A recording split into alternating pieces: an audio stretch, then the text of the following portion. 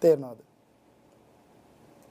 ඒ පින් කරගත්ත කෙනාට තමයි මෙතනින් නිදහස් වෙන්න අවශ්‍ය කරන මඟ හදා ගන්න පුළුවන්.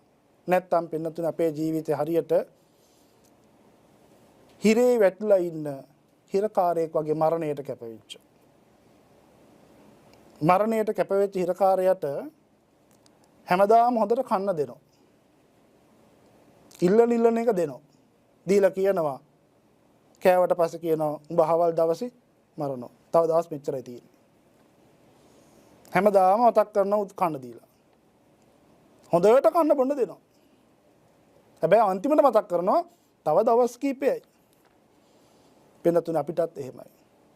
අපිත් සංසාරේ නැමැති හිරගෙදර හිර වෙලා ඉන්නේ දැන්.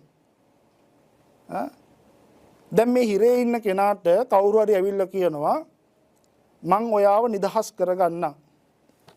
නිදහස් කරන වැඩ පිළිවෙල